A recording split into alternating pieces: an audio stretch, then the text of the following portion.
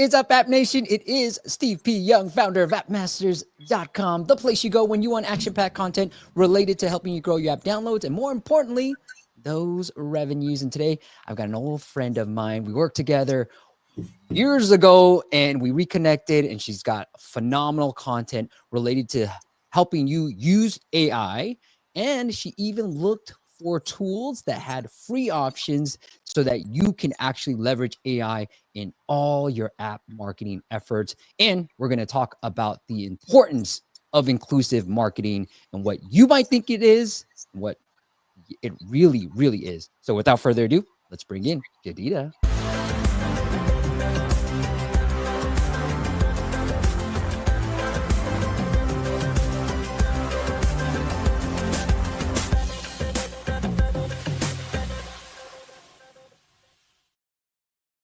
Hello, old friend. How are you, Jedidah?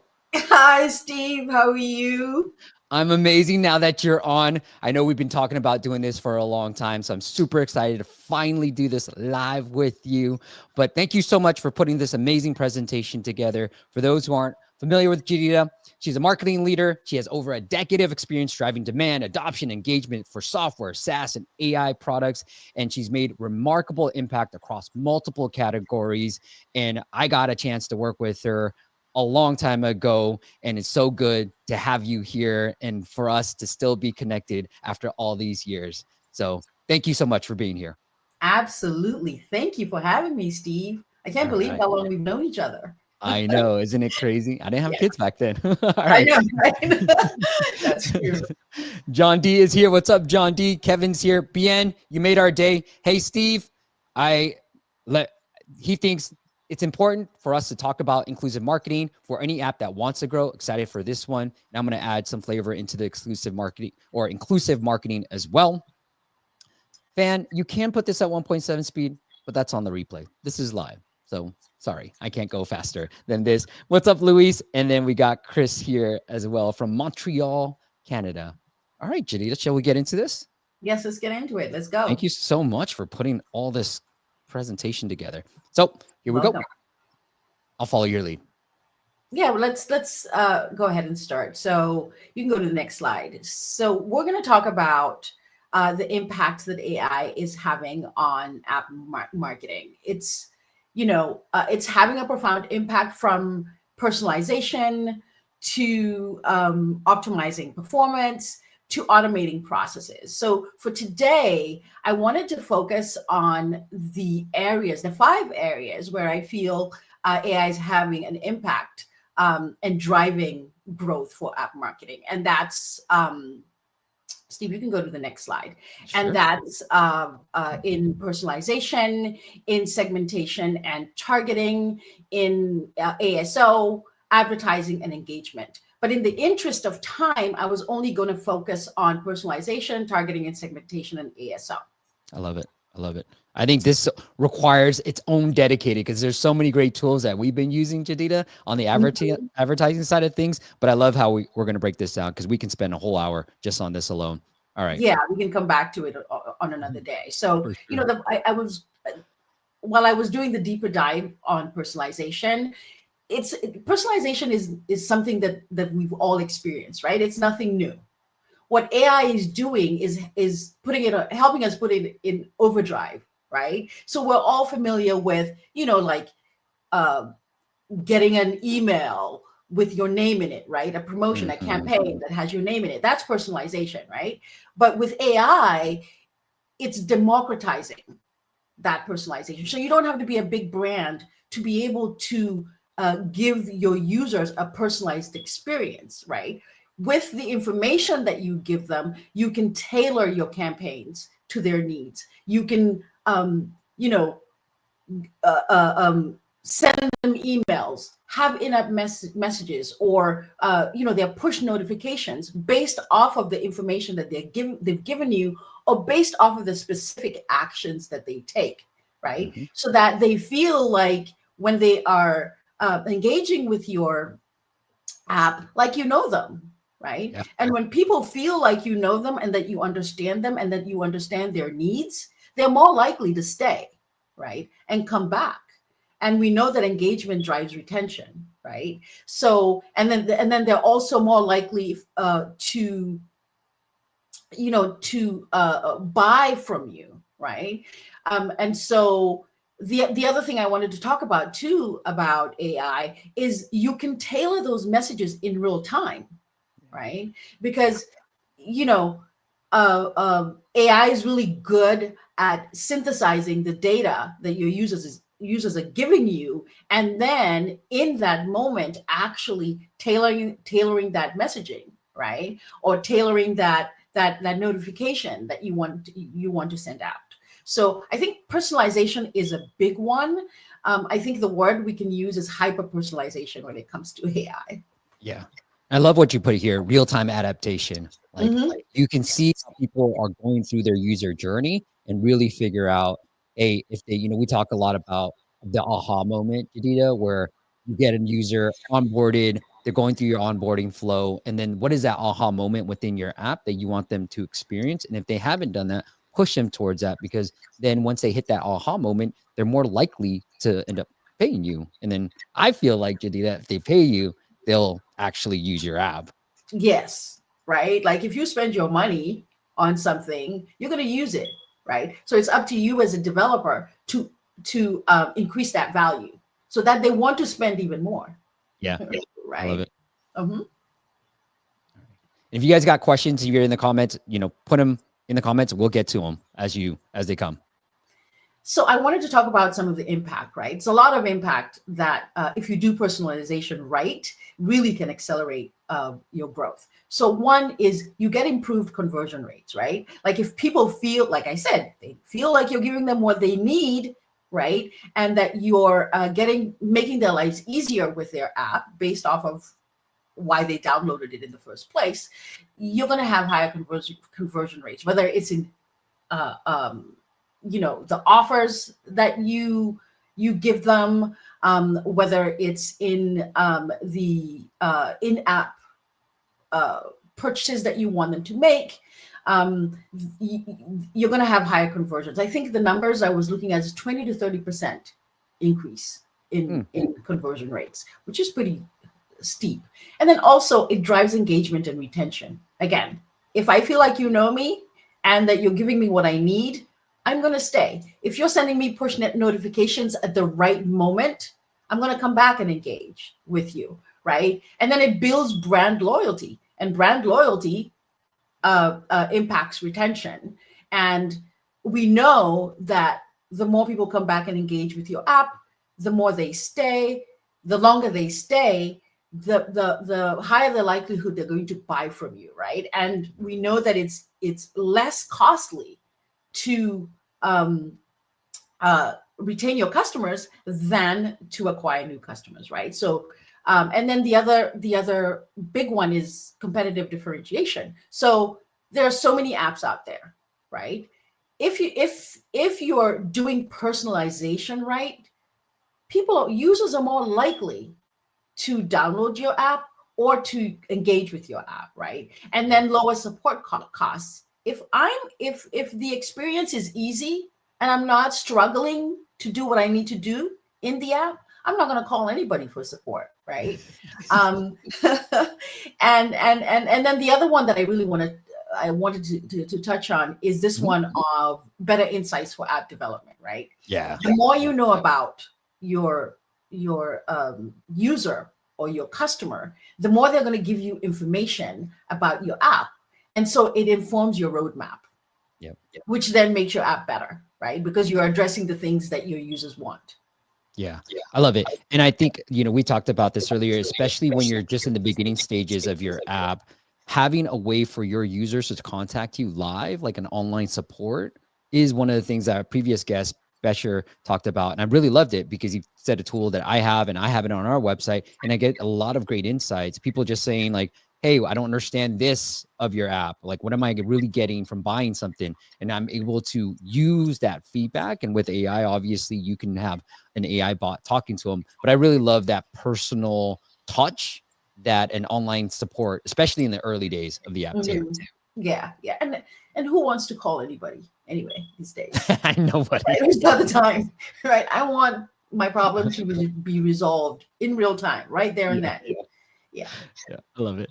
Corey's here from, I love it. Germany, I have to shout them out. Victor from Switzerland. It's awesome to see people from all over the world joining in. And then we do have some questions for you, Jedidah, and I see them and I'll get to you. But I want to talk about the personalization impact and some of the brands doing a really good job of this for you. Yeah. I mean, I believe all of us have seen the personalization from Spotify, right? Who doesn't love to see Spotify curate playlists for you based off of your listening history, right? Or Duolingo. My kid has been learning Mandarin for a long time. And so she's on Duolingo all the time. And then one of the things she loved when she first started using it, it allowed her to customize the avatar to look like her. Right. So she was like, oh my gosh, look at it. It's got my hair, my skin tone, and da da da da da. You know, and we take those things for granted, but they matter. Right.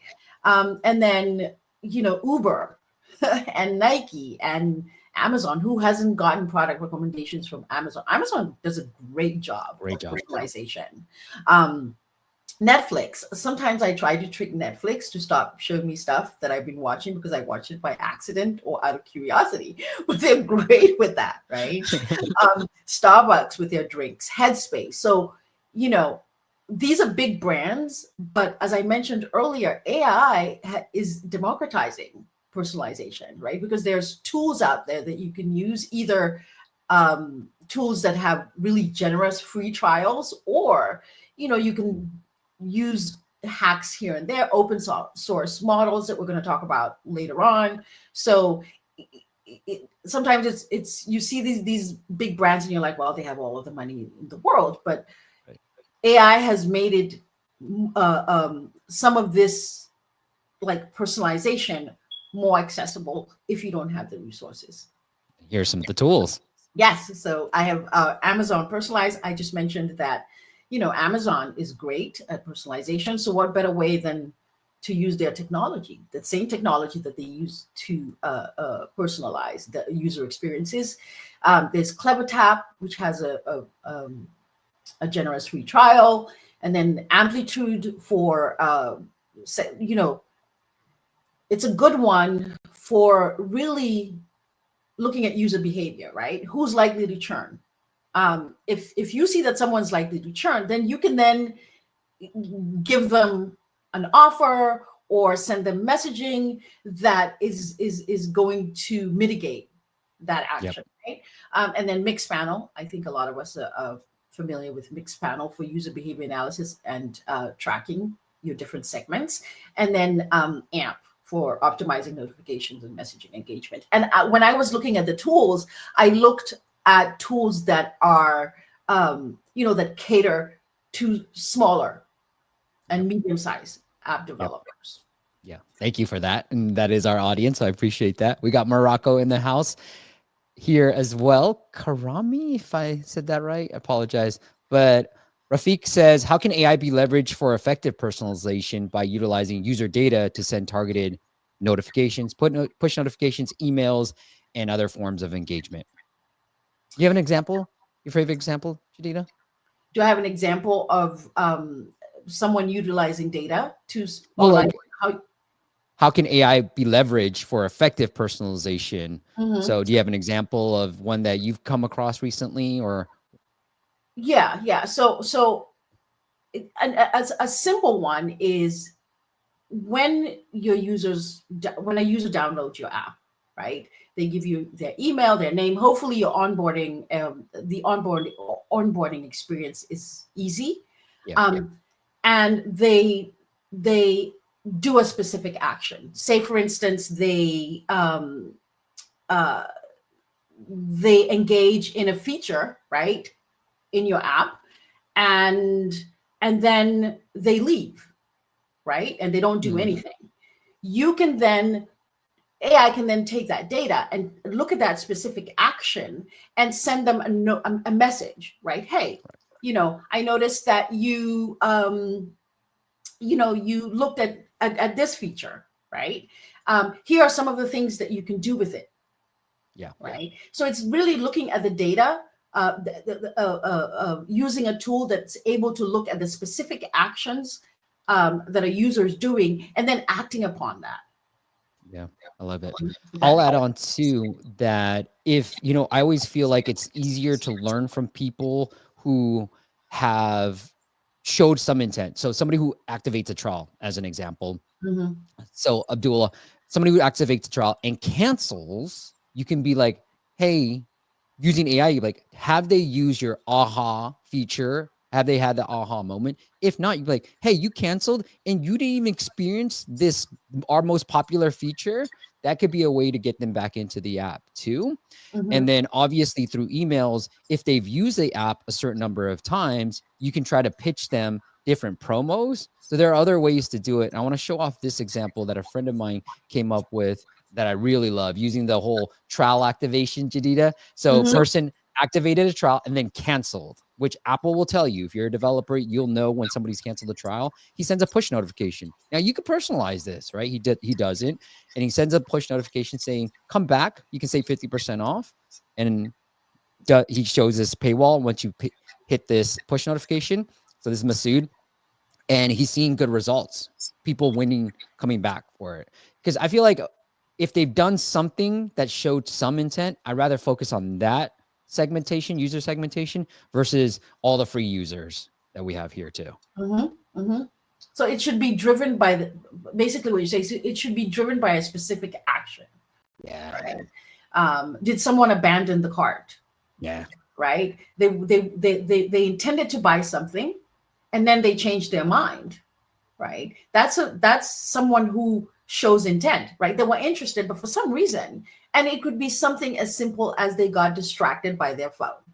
Right. Their phone rang. Right. Right. And then they were like, oh, I forgot. I mean, we all multitask. Right. Yep. And so AI can help you say, oh, we need to talk to that person. They look like they were going to buy, but they didn't buy. What can we send them? Can we send them a promo? Can we send them an offer? Can we send them something that will entice them to come back?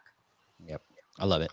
All right. Satya, I think if I said that right. Hey, I have an app. I have a great app, and just enter marketing phase. How do I get downloads for free? So you can use ASO, but there's a video, Satya, that I just published. If you look up get to 100,000 downloads fast, you'll see some of the growth hacks we have for that.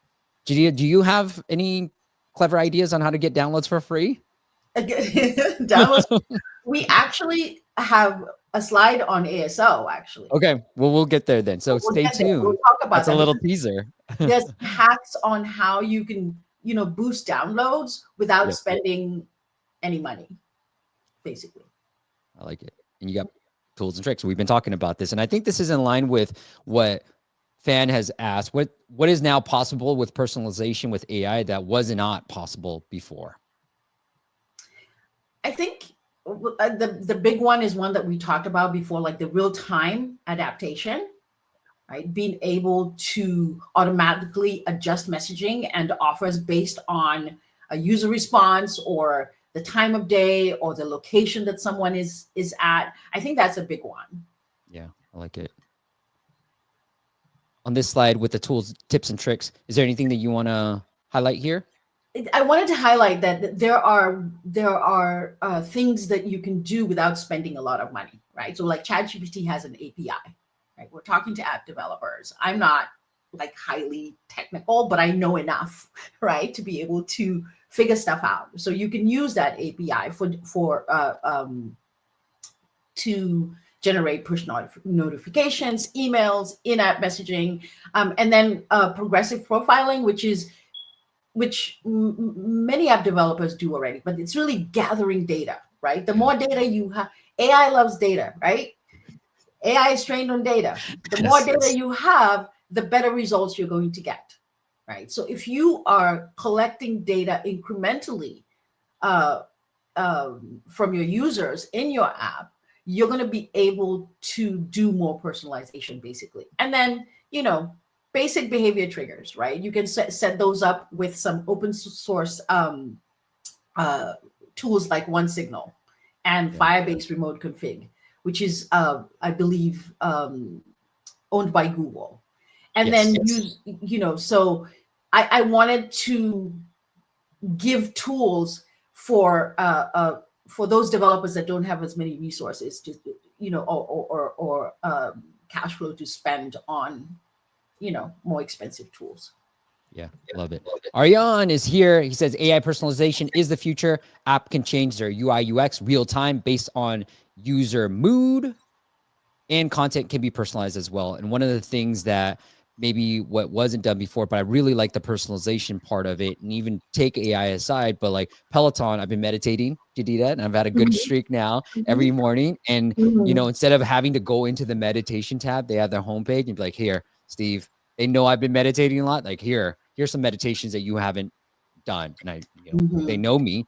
I don't like doing repeating classes. And so they just show me new meditation. Makes it so much easier. I just open the app every morning. I got my meditation right there, ready to go, and I'm there. So, and it saves you time, right? Because it's like I don't need to go looking for what I need. They're giving me what I need already. Yeah, I love it. Okay. We got targeting and segmentation. Oh, sorry, go ahead. No, go ahead. It's your show.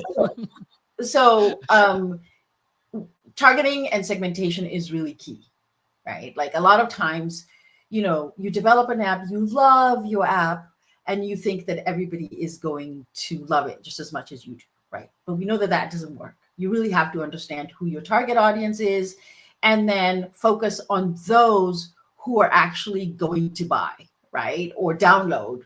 And if you have a subscription, actually subscribe, right? So what AI is doing, it helps you, predict user behavior, right? Like we talked about who's likely to churn, right? Who's likely to install your app? Who's likely to subscribe? And so by looking at that data, it eliminates, you're not going to waste resources on low value customers, right? It allows you to focus on the people who actually matter, who have shown intent, who are actually going to do the thing that it is that you want them to do, right? And then you can also, like, for instance, if you see that one of your users is not, using your app, right? They were using your app, then they stopped using your app, then you can do targeted messaging to those people or targeted offers to those people, right? And then behavioral segmentation. Again, being able to develop microsegments based on the data, right? So that you're not sending blanket messages to everybody, right? You're actually doing more precise targeting based off of the demographics, the preferences, the actions that the users take, right? And then the third one I had is, and I think I talked about it already, is better resource allocation, right? Like, you don't want to be spending your dollars or your euros, because I know we have people from everywhere, right? You don't want to be spending, I should use the word money. Don't want to be spending your money on people who are not going to download your app or buy your app, right?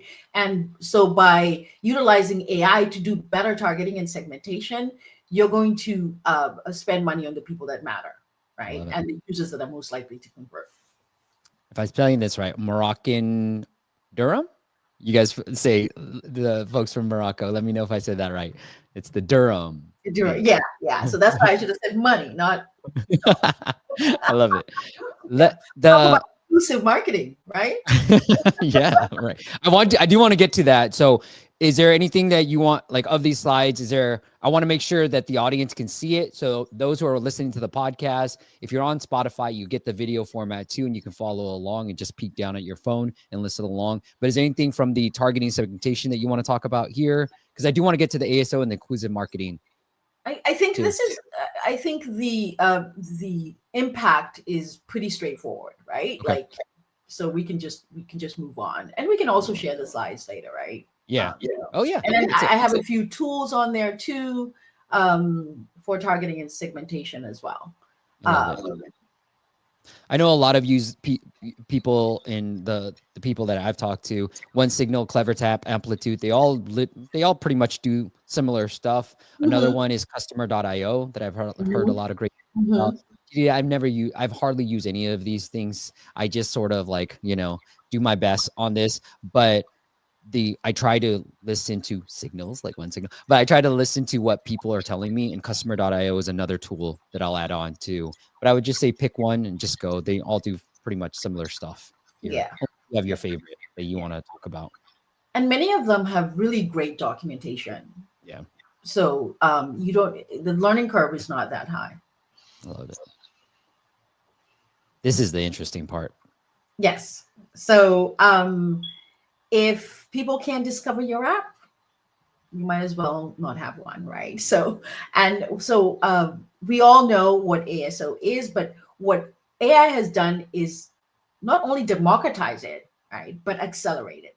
So when it comes to things like keyword optimization, being able to do to do research on the latest trends and then strategize with the use of AI based on those trends, being able to do competitive analysis. You don't even have to, use some expensive tool as you see later on. You can use the large language models like ChatGPT or Perplexity or Claude to actually help you do the competitive analysis, look at search trends, and then use it as your strategy. I like to strategy assistant, right, or partner to brainstorm what actions you need to take based off of the information that you gather, right?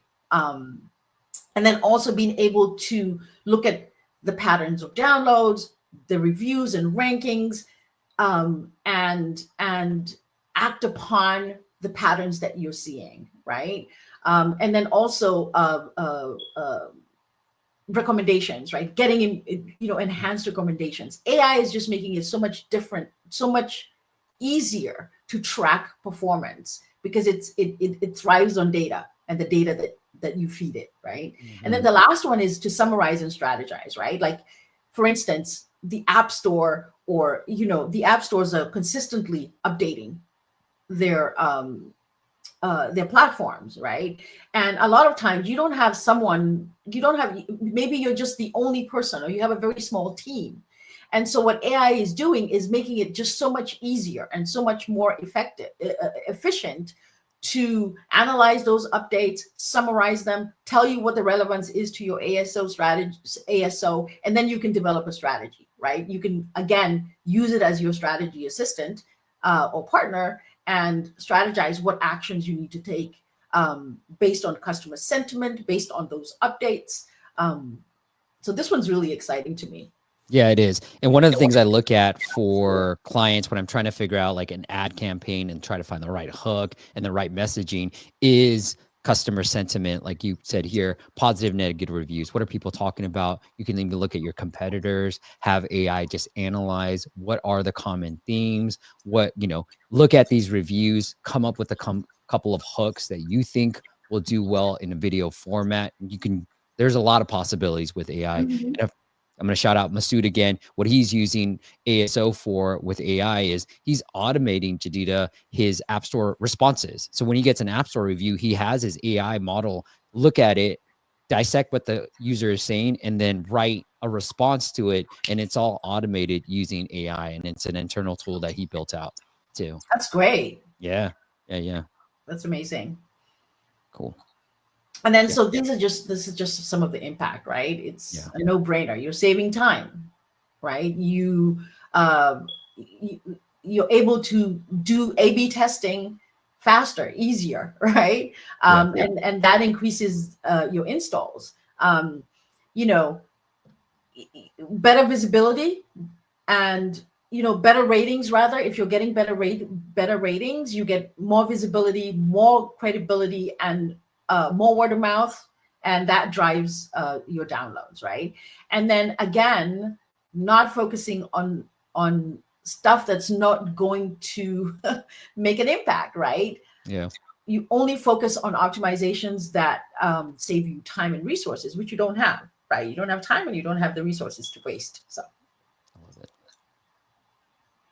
love it. These are just some of the tools. Again, I focused on tools that are accessible and affordable. So there's Mobile Action for keyword suggestions and competitive analysis, App Radar, and ASO Desk But on the next slide, I have you don't even need some of those tools, right? Yeah, You you just don't. use ChatGPT, Perplexity, and Claude, and it can do all of those things that we talked about. Well, Chris says, Jedidah, do you have a favorite between ChatGPT, Claude, and others? It depends on on my needs. So I find Perplexity to be good on research, really good on research. However, ChatGPT, the latest model of ChatGPT, has caught up because it's offering deep research. So I'm starting to feel like, you know, they're getting to parity. Claude is good as well. I feel like it does a better job of messaging, right? So like if you say, for example, do the research or competitive analysis, and you want to to brainstorm some messaging, then Claude is great at writing, in the sense that it doesn't sound like AI is writing it. You still have to go in there and finesse it, right? But I would say my favorites for keyword optimization and competitive analysis and all of that are ChatGPT and Perplexity. And then for the messaging part, I would say Claude. Love it. Thank you for that. Mm-hmm. All right. Now, inclusive marketing. But before we get there, Bien, he's like, these tools recommendations have been so helpful. Learned a whole lot of new ones. We'll definitely be revisiting. And then Bruno says, hey, Steve, have you noticed apps like LooksMax and Glam AI growing organically, generating revenue with minimal ASO and leveraging Instagram blogs for volume? Yes. You know, Instagram, TikTok, going viral. A lot of people, I think those are the common themes that I'm hearing, Jedidah, on like just people I've worked with that are working well for them. And a lot of times, you know, our audience focuses so much on ASO. I'm like, you don't need ASO. It's just part of an overall marketing strategy. And you can leverage other ways of driving downloads other than just ASO. Absolutely. I agree. Yeah. I agree. If our app is one of its kind, then keyword research and ASO doesn't matter. Yeah. If they're not searching for it, then it probably doesn't matter. Like, Snapchat, you know, nobody's looking for that stuff. Yeah. I agree. Even dating, Jedidah, now that I've been out of the game for a long time, like it's the brands are more search volume than actual people looking for dating. So I agree. Yeah. I agree. Totally. All right. I love this topic. Inclusive marketing. Inclusive marketing. Yes. I thought we would start by addressing the elephant in the room. Right? Let me zoom in on that one then. Because, you know, there's a lot of noise, and not positive noise, around the word inclusive. So it's very polarizing. So a lot of times people might see that word because it's the I in DEI, right? And be like, I don't want anything to do with this, right? But inclusive marketing is not some sinister agenda. At least that's not the way, as a marketer, that I approach it. I approach it from a business perspective. It's just simply good for business. And you'll see why as we dive into it. And I wanted to start by just showing some examples of apps. Now, I know these are major brands, but I wanted to use these apps because everyone's familiar with them, right? Like Calm and Duolingo and Canva. Right? And a lot of times people look at inclusivity from a race perspective, a gender perspective, right? But the inclusivity covers a broader spectrum, right? For instance, for Canva, the templates that they offer, right? It's based off of different skill levels, right? So if you're going to Canva and you are, you know, an expert designer, there's something for you, right? If you're a beginner, there's something for you. If you're in middle, there's something for you, right? But then they also use, you know, diverse faces, right? And because the people using their app are representative of the world, right? It is a global brand. And then, so really, when you think about inclusive marketing, think about those brands that you have seen out there that are doing so well, just based off of looking at who their target audience is, what their needs are, right? So are the people coming to, are they older, right? For instance, Calm has some Yeah. features for an older demographic, and they older. What are their needs, right? When people feel seen and heard, again, it drives downloads, it drives engagement, it drives retention. And I wanted to. I know on this slide I have a couple of. I have Savage X Fenty and Fenty Beauty. They're not apps; they're big brands. But I wanted to put them on there because they became billion-dollar brands just from inclusive marketing, right? Savage Fenty targets people from all sorts of backgrounds, different sizes, different shapes. Fenty Beauty, you can be the palest of pale to the darkest of dark. You will find something for yourself, and it'll be good. And just based off of that, Rihanna has become a billion-dollar mogul, right? Yeah. So it's, again, driving the point home that it is good for business. Some of the sample features, again, people tend to focus on just one thing, and that's race and gender. But think about how are you making your app accessible to the people you want to download it, right? And then based off of that, make it accessible. Think about things like voice to text for messaging apps. People who are colorblind, right? Mhm. Uber faulted in this in the beginning because they didn't think of people who were colorblind. So their app would show that it's available, the colors they were using, but for someone who is colorblind, it would look like it's unavailable. The right is unavailable, right? Oh, I So see. little things like that. Cultural sensitivity, emojis. When they came out with emojis that I could use, I was excited, Yeah. right? Right? Like before, it was like, but then when you see it, you're like, oh my gosh, this is great. It's simple.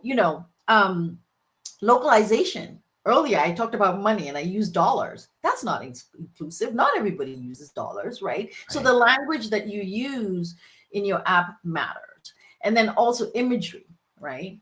And I think what inclusive marketing does, it is broadens your total addressable market, your TAM, right, and your serviceable market, right. So, and it also gives you a competitive advantage because not everybody is doing it, right? Not everybody thinks about it. So with so many apps in the market, with you competing for mind share, you can differentiate yourself by not only understanding your target audience, but actually making sure that you are addressing, their backgrounds, their needs, their challenges, and anything else you can think about. I love it.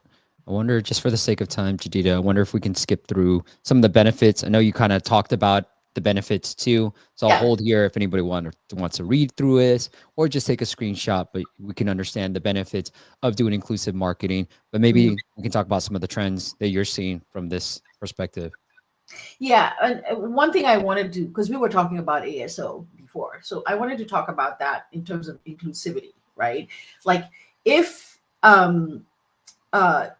your app is inclusive, right, and you are focusing on the audience, and you know your audience, when people search for certain terms, right, you're likely to be discovered because you have thought about those things. And an app that is competing in the same space that hasn't thought about those things is not going to be discovered because they're not using those keyword phrases or keywords. Just something to note. No, I love it. And I think localization is so important. I mean, Aryan and I, he's in the comments, we had this conversation. And I think it is, a lot of times when I talk to app developers, they're talking about the US market. It's one of the biggest. But I think there's huge, and people in our community who have done well in just Germany, Switzerland, their home countries, and then going outside to the US. So I say, wherever you're at, start with what you know best. And then you don't always have to start with the US. You can build a pretty good business focusing on certain demographics that you know best, and then start with that. It's okay. Yeah, exactly. So in terms of trends, again, we come back to personalization, right? And what hyper personalization means, like, is if you understand the different audiences, right, you just touched on it, cultural preferences, their linguistic nuances, and their accessibility needs. You're going to be better off than that app that's not personalizing those experiences, right? And then also the second one I have on there is, we talked about accessibility. I don't think we need to read that's huge, right? Because think about, would you put out a video today that doesn't have captions, right? Yeah. Like, you're not being inclusive, right? Would you, screen readers, right? Things like that. You might not think about it, but those are things that matter to people today. And people are going to download that app that's actually thinking about those things. Even though you might not need it, right? Sometimes you think to yourself, oh, this app is very conscious of the diversity amongst us. Oh, I used the word diversity. Yikes. But again, the developers who actually ignore the noise and recognize that product is when you should think about your audience diversity and nuances here and there when you're actually designing your app, not just marketing your app, but in design is probably important, is also very important. And then in terms of challenges, know your audience, right? If you know your audience, you're going to avoid stereotypes, right? And then don't make it performative. People see through you when you make it performative, right? Like if you just have one person who looks a certain way and that's part of, you think that that's inclusive marketing. No, understanding your audience, understanding their needs and their challenges and their culture is going to allow you to do better inclusive marketing. We talked about navigating cultural nuances. The last one is actually very important because AI can be biased, right? If it's trained on biased data. And we've seen that even with the large language models, right? So you want to make sure that the data that you're using is representative of your audience. So you're not putting things out there that propagate bias, right? Very important that the data that we use is inclusive and diverse. Love it. I'll end it there. I love it. Thank you so much. I mean, why don't we where is my round of applause? Oh, I don't have it right here. Come on. There you go. There you go, Jedidah. Thank you so much. Look, Jedidah is a good friend of mine, and she is a fractional PMM, product marketing manager to senior product marketing manager. If you need somebody who understands product marketing and you're looking for a fractional person to join your team, this is the QR code. Check her out on LinkedIn. Her LinkedIn is linked up into the YouTube channel and your favorite podcast app as well. All right, Jedidah, let me answer a few questions that I missed from Abdullah.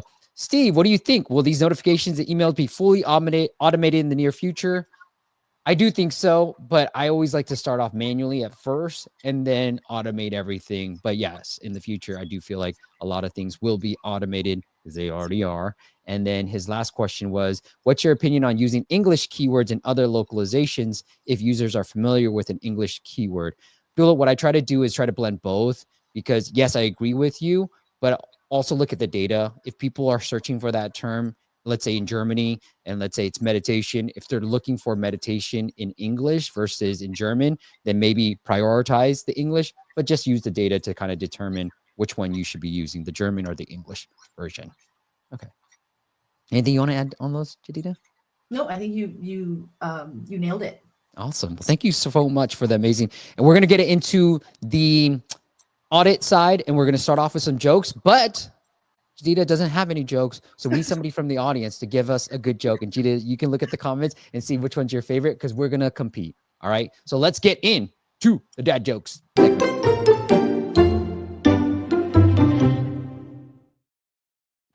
Okay. Well, I got some because, and I knew you were talking about AI. So I thought of some AI jokes. Here we go. Okay. Let me just make sure my fingers are ready. Okay. That's a little low. That's better. Okay, here we go. Let me see my favorite one.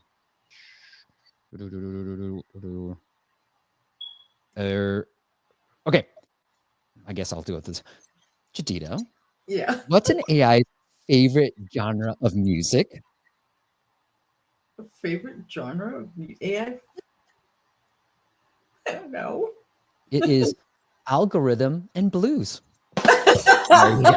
Okay. All right. We got a joke for you. You want to use this one? All right. This would be your joke, okay? Okay. And Ollie, you get a free Indie App Santa promo. So if you guys aren't familiar with Indie App Santa, it is a promo where you can promote your app. We do ask that you have a deal. You can either do a lifetime free or a lifetime discounted. Those are the best options. But if you must do yearly discounted, you can do that too. But what do clouds wear? You want to say the punchline? Thunderwear. That is so funny. All right. Thunderwear. I like that one. That was So put S if you thought my joke was better, algorithm and blues, or thunderwear. So put A if you thought Ollie's, I'm going to put Ollie. Ollie's joke was better. And then Jedidah, you're playing on behalf of Ollie. And Ollie, you get a free. So put those jokes because we're going to pick a random winner. For those who voted, we're going to give you a free Indie App Santa promotion as well. So you have to vote to be eligible to win that free promo. And if you want your app featured in a future live stream, just go to appmasters.com/audit, appmasters.com/audit. All right, we've got Suyash.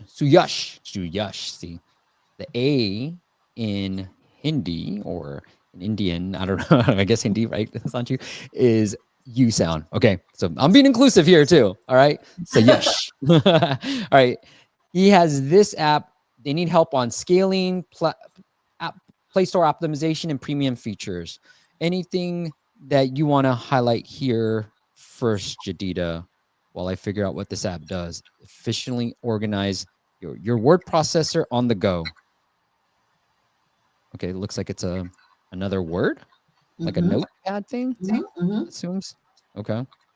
Anything you see on here? I think the imagery.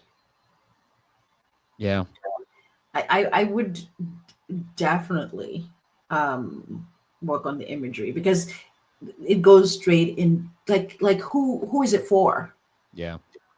Right? Like the imagery should at least give me an idea who it's for. And then also in terms of messaging, really okay, I see word processor on the go. But I had to look for it, right? Like I think it should be in close proximity with the Wordpad Plus. But my biggest one is the imagery. I feel like it just goes straight into the screenshots for what the product looks like, and it doesn't really communicate who it's for and what the value proposition is. Yeah, I agree. And I look, they have 100,000 downloads, and congrats to you. But I'm curious to see, like, why did you build it? What makes you different from Google Docs, Microsoft Word, all these big competitors out there, Evernote for crying out loud? And so lean into that. Lean into what makes you different. It's okay to be, hey, this is what we do differently here. So lean into that a little bit more if you can. And then we do need more jokes or votes. So we're completely tied right now. All right, let's get into the app itself and see what we can improve from just the monetization side of things. So I'll pull up his app.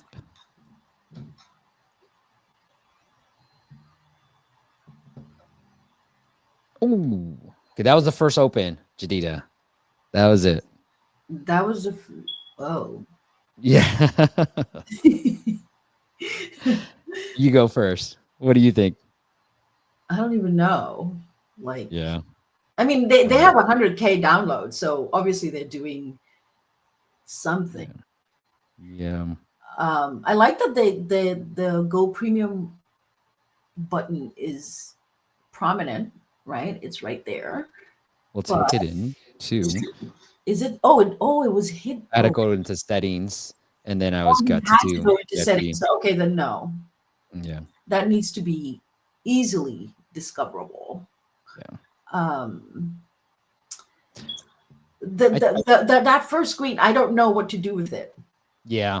Right, like nothing here. Create a new file by clicking on. I think you can do better with the messaging on that screen, and also the imagery as well. Yeah. What do you You think? don't want to put nothing here. I mean, it makes me feel empty. Like it doesn't. Like the Yeah. word nothing Yes. means like, it's like, oh, nothing to see. Bye bye. Bye. Yeah. Right. I'm gonna bounce. Well, Abdullah says there should be a create. There is a create button. It's down here, but in the bottom right hand corner. But I would say is you need an onboarding experience. And then you want to put this paywall on the onboarding experience. Because I'm in the US, this is a little bit too low. We almost in the US feel like counterintuitive. Like, why is this so cheap? Is it suck? That's how we think. And so I've learned from like folks in Europe, they're like, no, people don't think that in Europe. But that's what I would think about too, is just increasing the price, especially in the US market, to localize the pricing. But maybe think about $29.99 a year, and then lifetime maybe $39.99, and then walk through the features. An onboarding experience should amp me up, not just land me to nothing here. It doesn't get me excited about your app. So talk about the main benefits of your app, like kind of like what we talked about your Play Store. Talk about that, and then hit me with the paywall. What we also found, shout out to you, Timo, in our academy, he compared this, and he saw that on Android, that most people don't want to pay, obviously, on Android. So what you want to do is, instead of go premium now because nobody wants to buy anything, start with start free trial and add in a trial to see if you can get more conversions. We have found that having a trial does increase conversions for most apps. So think about having a trial and increasing your price, and definitely add an onboarding experience where the paywall is shown, and that will instantly increase your revenues. I Go ahead, totally Jedidah. agree, Steve. I was going to add to, or like have them do something, right? Like actually do something in the app, Yeah. right? Not even Great. like sometimes all you need to do is feel like you have achieved something, and then maybe I can think about paying for it. Like, show me the value. Yep. Yep. I love it. On this particular plays, I rather just have I'm pulling up another app too. I rather have you put in sample documents, and I'll pull up an app. The developer Josh was on our YouTube channel. He's got Wave AI, which is a transcription app. And look, this is not blank, right? He's like, look, he has certain things already in place. So have a document that teaches me, hey, look at all the cool documents that you can create. A sample document instead of a blank screen that you have. So here. This is nothing new, nothing exciting for me too. Here. You That's could what I was even, doing. for right now, start by changing that messaging. Yes. Remove that. Put a sample doc. While you work on other things, just remove that. Nothing here. A love letter to you. Okay. I would say, doc, I'm just going on the fly. A love letter to you. And then you click on that because I'm like, okay, me? All right. Everybody just thinks about themselves. I'm going to click that. And you're like, here's where you can get all this stuff. Like, this is the cool features of WordPad Pro, and cool fonts, cool imagery, cool everything else in there as well. All right. Cool. Let me see. I think we're still tied, Sanchu. I think we need one more vote. Where it's 2-2. We got one BN, Ariane. How dare you, man? You traitor. Luis, and Luck. Marco gave you the vote. And then we got Marcel. And then Romaine. Thank you, Romaine. All right, Jedidah, you owe me coffee, I think. Okay. All right. Coffee. We're due for a catch-up anyway. What's right? that? We're due for a real life catch-up anyway. Yeah, right? we are due for that.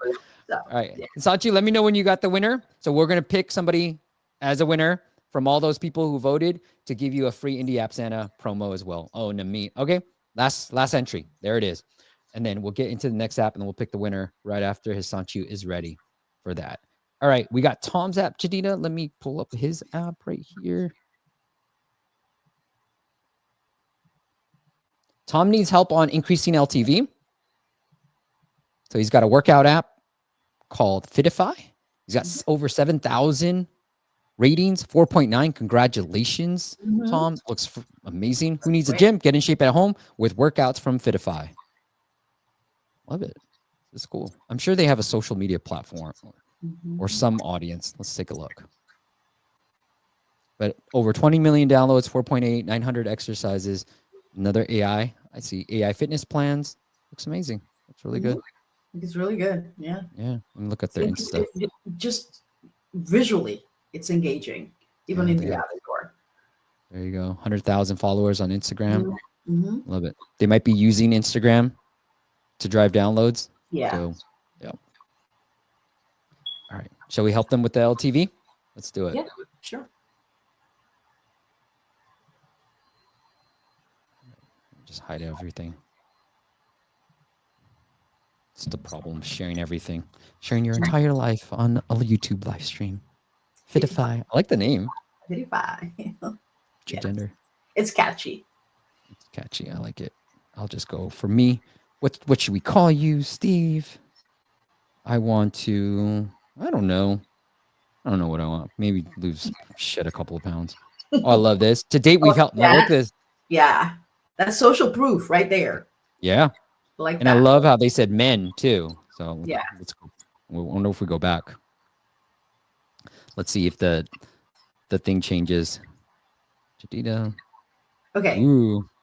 One thing I was gonna say. I like that. It says male, female. No, it says women. We've helped 1.6. Right. And the number changed too. So more men than female. We talked about inclusive marketing. Right? There's just options for two types of again, it's a private app, so you can it does have non-binary and prefer not to say. Oh, I love it. Yeah. I love it. Okay. I missed that. Go with me here. What's your body type? I don't know. Ideal. I am ideal. Yes. Gotta represent for all my Asian brothers. All right. Nobody thinks. All right, here. Any previous workout? Yes, I work out regularly. I think I'm pretty fit. Yeah, I will adapt your needs. I like it. We got some AI in there. Now, this is a long onboarding experience. You guys can see I'm only a quarter way through. And for fitness apps, longer onboarding does work better. Yes, less people will make it through, but more people will actually convert. So I wish I feel more confident in myself. Well, I think I'm pretty ego. It allows for the personalization, right? Better personalization. Yeah. But not all apps get away with this, with an onboarding experience this long. I want to be 142. All right. You suffer? Yes, a little bit.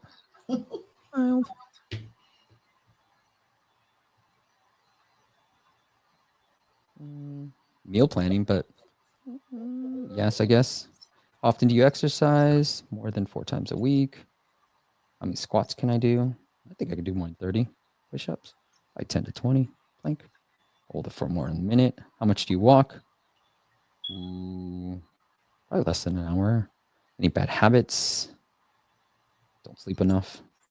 I do enjoy Me too. Sugary drinks. I often waste time and get bored easily. No. About a year ago. Oh, that's great. Often do you feel stress? A few times a week. What motivates you the most? Sleep, feeling happier. Whatever. I like it. Let's see. If at home, exclude loud exercises. Oh, anyways, include it. I don't even know what that means. I feel enough support. Yeah. Maybe depending on whether if you live in an apartment or something like that. Like. Oh yeah, good point. Right? You don't want to be. I love this. How motivated are you to start? I really like this. I'm very motivated. I'm motivated, not so much. Great one, Tom. How long are you ready? Ooh, I like this. Duolingo said this too, Jedidah. Speaking of Duolingo, asking people to commit during the onboarding works really well. Holds them accountable. Yes, ma'am. All right. At least 3 months. I love this. I prefer medium. Yes. I'm just going to say yes to everything. Oh, your commitment. I've decided I'm ready to give it. Press and hold. I love these little things. Yes. Gives you a visceral reaction. Balance Yes. place. I love the animations for sure. Yeah. And then you get the reminders. Love it. Love it all. Oh, I love this too. It's the how do you hear about us? It's a good enough attribution if you guys are And running. yeah, and be able to see where should we be spending our dollars, right? Like, Be careful with this Apple Health, Tom. What we found is sometimes people will drop off right here and conversions to your paywall actually suffer if you ask for Apple Health before the paywall. So test that out. I'm going to hit skip for now. Maybe ask for it after the paywall. That's just what we found. Yes, I do feel tired after lunch. Do you typically activate? Plan is ready. They're asking me for a rating prompt, which does work. Cool. All right. So what I've also found, Tom, is for a fitness app, when we asked for the sign up after the paywall, we saw a 52% increase in sales. So and this was for a fitness app that was doing the same exact thing you're doing, getting me through the long onboarding, but we're seeing 40% drop off right here. No, actually 60% drop off right here. So play around with this. You might be asking for this too soon. Just ask for it a little bit after the paywall. Give them the opportunity to pay, because look at your drop off rates right here. That could help you with your LTV. Okay. All right. Looks like you don't have any trial. Yeah. So we found that trials actually do increase conversions. So what you can do is just keep the trial on the yearly, but keep everything else no trial. And you might want to, we've actually found 1, 3, 12, 1 month, 3 months, and 12 months be the best combination for a fitness app. So I like what you have right here, but play around with having a trial, because trials do end up actually helping you. And then as Jedidah talked about earlier, you can use ways to bring people back. But because this is a hard paywall, a trial should help increase conversions for you too. And then one of the things you can do is, because I've already enabled push, is let's say I exit here, you can send me a push notifications about 5 minutes later and be like, hey, we've unlocked our most popular product workout for you for free. Want to get access to it? Just click the push notification, get them into the app, back into the app, show them the paywall, and then put a little X, and maybe give them one free workout too. Sorry, Jedidah, I overtook that. Do you have any feedback? No, great. No, that was great. Great feedback. Great Cool. feedback. Yeah. Is there anything you want to add? I also agreed with you on where to place the paywall, right? After going through that onboarding, amazing onboarding experience, I think. It's asking some really great questions. It's very positive. I feel like I was already hooked, right? I didn't need to sign. I might have just paid to get more, right? To just get going with this commitment that I have made. So I agree with you on that in terms of where the paywall should be. I like it. And then Crypto Crunch says, is it better to have 2 or 3 paywall or price options? We found 3 has the best combination.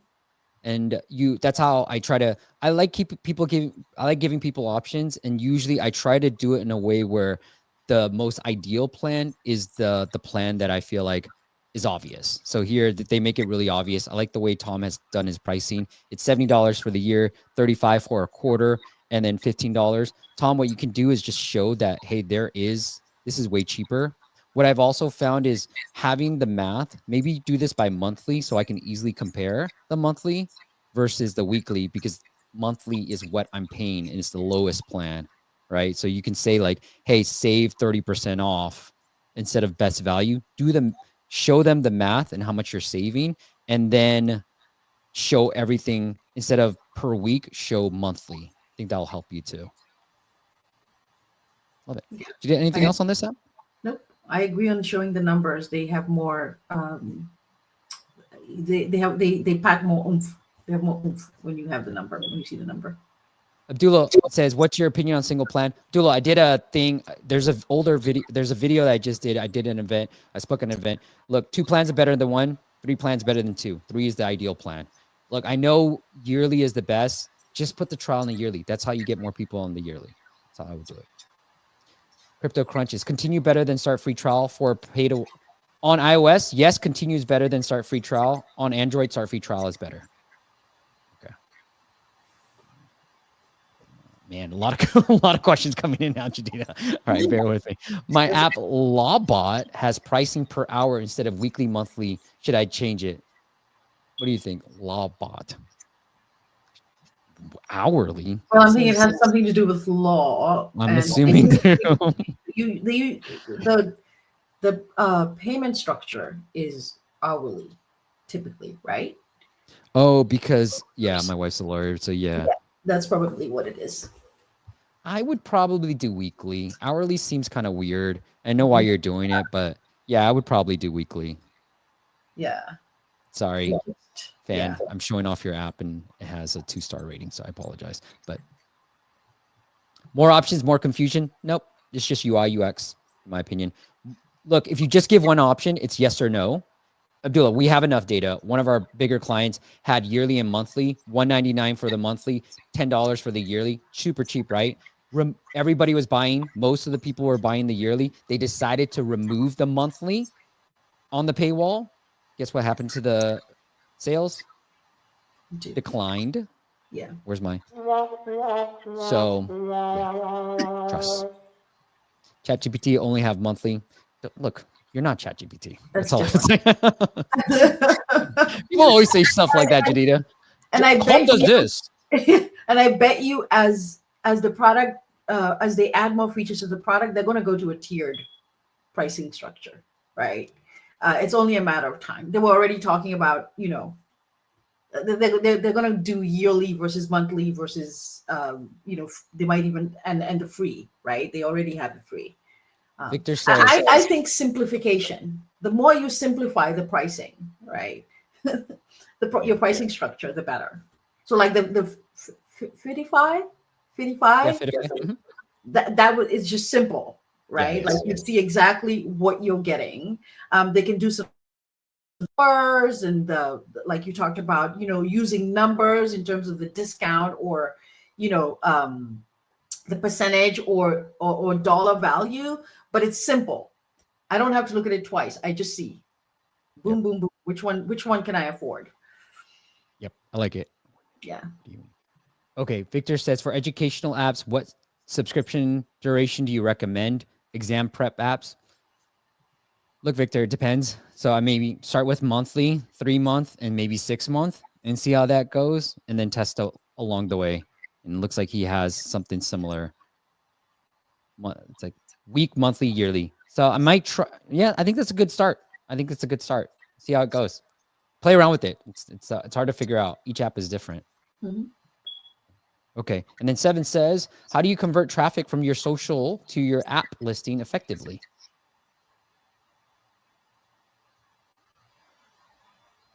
How do you convert your traffic from your social? 7, I think it's your video. It's going to be the creative, right? A lot of social stuff, people will just search for an app and download it, right? They're not like going to link in bio. So you can obviously always do the link in bio and that works, but really you want to make sure you rank for your app and then really think through the creative. It's very important, especially on the ad side of things. And then everybody that's done organic really well, it is just really like almost not even talking about the app.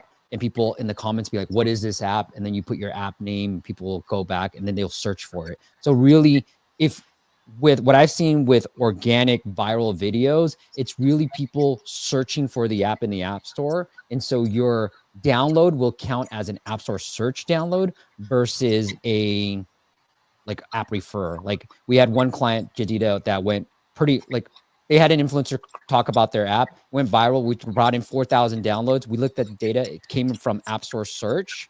And it's because people just saw the video. It was like top apps for nurses, search for the app. And then we saw the download be attributed to ASO, but it was actually TikTok video. Yeah. And I also think messaging is important, consistent messaging, right? So whatever messaging you're using in your video, in your ad, wherever you have it on social, whether it's TikTok or Instagram, make sure that when they search it and they get to your app, that it is consistent. So so because it reinforces what you're trying to communicate, it reinforces what you want them to do. The call to action you have in your video should be somewhat similar to the call to action when they land on your app. So consistent messaging is very, very important. All right. I love it. All right. We got a winner for you. We're going to bring in Hisanshu. Wait. Sorry, Hisanshu. I'm going to add you to the stage. Give you the main stage, my friend. All right, Hisanshu. Do you want to share your wheel? Do you have your share? Okay, here we go. Yeah. So we got everybody who voted. Hisanshu has put in their names, and then go ahead, Hisanshu. Take it away, man. Yeah, let's go. He's spinning. Let's go. Ariane.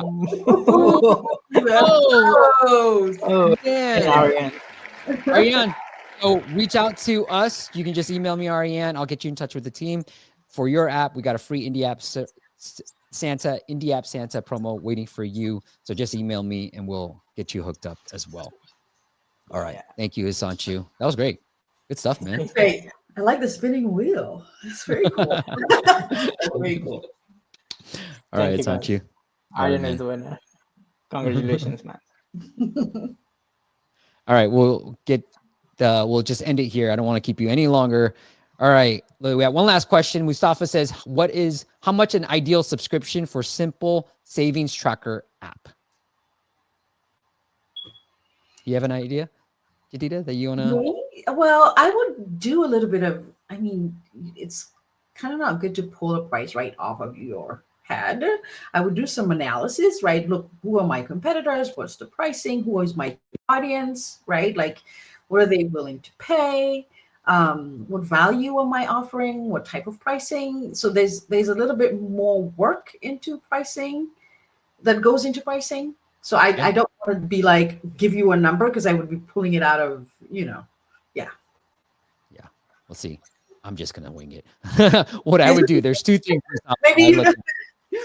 Well, because I've been right and wrong on pricing. Sometimes higher pricing works better. Sometimes lower pricing works better. So what I say is look at your competitors, just copy them. Secondly, I always feel like, especially if you're in the US market, starting with the $20 per year price point seems to be a nice starting point for most apps, right? Especially if you have simple in there. Start with 20, see how it goes. You can always go up and down, because I've been right and I've been wrong. So look at your competitors, and if they don't have anything, then just start with 20, and I'll go with that. Don't overthink it, because you need downloads. If you got downloads, you can fix everything else. If you ain't got downloads, there's no point in talking about what your pricing should be. Sure. All right. Ariane, congratulations, my friend. It's the second time in a row. Dang, man. This guy. We gotta fix that spinning wheel. All right. Jedidah, if you guys are interested in a fractional senior product marketing manager, Jedidah's LinkedIn is linked up into your favorite podcast app, that YouTube channel as well. Reach out to her. She's amazing, as you guys can already tell. So go reach out to her. Jedidah, if the audience wants to connect with you in any other way, do you want to send them anywhere else? LinkedIn is great. LinkedIn is great. I'm on Threads, but I don't check it that often. I got off X a while back. Nice. Which, but I would say LinkedIn is the best. And once you reach out to me on LinkedIn, we can exchange. I can give you my email and we can go from there. Yeah, I love it. Here. And we'll do one more better. Sorry. Go ahead. Oh, there we go. Yeah, the QR code. Make it easier for everybody too. Pull up your phone, connect with Jedidah as well on LinkedIn. And if you want to check out Women in AI, I know we have a lot of app developers here. Expand your target audience, right? It's a great community. Started these fine ladies, Lana, Rayut, and Jenny, Women in AI, womeninai.com. And they're doing phenomenal work over there, and they've got a great community. And I got to see Jedidah in action, speak at one of the events locally in the Bay Area, and they've got phenomenal work there. So shout out to you guys. And you can learn a ton about artificial AI from the community, a ton. I love it. Yeah. Okay, Victor, just for you, my friend, what is a good conversion rate from download to paid for educational apps? Every app is different. At least try to aim for 2. That is the average there. So at least try to aim for 2. But the more niche you can be, the higher that number will be. And Luis says, thank you, Jedidah and Steve. Great insights. Thank you, Luis, for always being here week in and week out. Jedidah, this was amazing. Thank you so much for coming on and doing this. And thank you for having me, Steve. This was fun. I loved it. Yeah. Well, another common theme is web to app campaigns. I know Revenue Cat just came out with one, and we're going to talk to Lucas from Paddle. It's a great, if you're using Stripe and you need to be like, I don't know what the phrases are, but internationally compliant. Okay, I'm not like a legal, like finance guy, but Paddle is great. They take care of all that stuff. If you do international work, especially if you're in the UK or in Europe, you're going to need this. So check out paddle.com. But Lucas from Paddle is going to join us next Friday to talk all about web campaigns, especially web to app campaigns. So I do feel like that is definitely the future, because we can skirt the Apple and Google stuff, payment stuff as well. So join us every Friday, 9 a.m. Pacific on YouTube. And if you got anything out of this, make sure you hit that like and subscribe button. That's what the kids tell me to do on YouTube. Jedidah, thank you so much for coming on and doing this. Thank you for having me, Steve. Thank you guys for watching.